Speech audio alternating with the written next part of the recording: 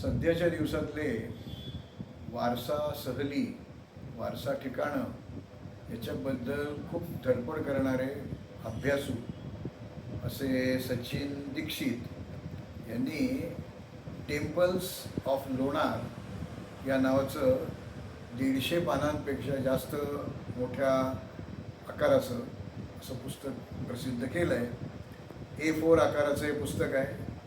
काही रंगीत फोटो आणि असंख्य तिथल्या मूर्तींचे फोटो, त्यांची आयडेंटिफिकेशन्स, त्यांच्या जागा, असं एखाद्याला बोटाला धरून न्यावं इतकं काम या पुस्तकामध्ये झालेलं आहे.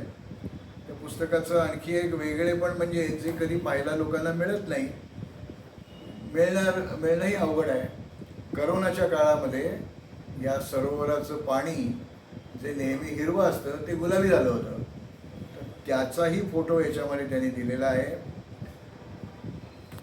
लोणार, तिथली मंदिरं, तिथल्या मूर्ती याचे अतिशय बारकावे या पुस्तकामध्ये टिपलेले आहेत. आणि हे पुस्तक इंग्लिशमध्ये केल्यामुळे ते जगभर जाईल.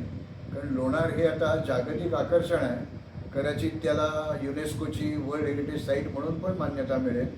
आजही त्याला अनेक वेगवेगळे स्टेटस त्याला मिळालेली आहे. त्यामुळे एक पुढे निर्माण होणारी त्रुटी ही आत्ताच त्यांनी भरून काढलेली आहे. आणि या पुस्तकाबद्दल त्यांचं करावं तेवढं अभिनंदन कमी आहे. बाकीच्यांना जे मिळत नाही ते अथक विरज महात्म्य किंवा लोणारावर बद्दलची जी पोथी आहे ती पोथी अतिशय कष्ट घेऊन त्यातले बारकावे लक्षात ठेवून याच्यामध्ये त्यांनी समाविष्ट केली आहे.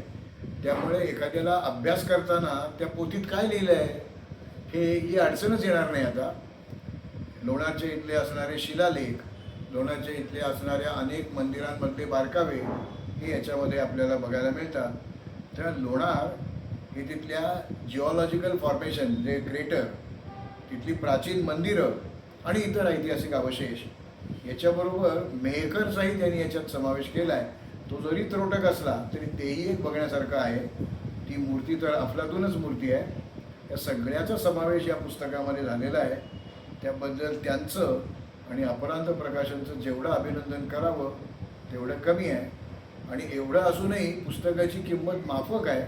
त्यामुळे सहज ते ग्रंथालयांमधलं घेतलं जाईल अशी मला खात्री वाटते.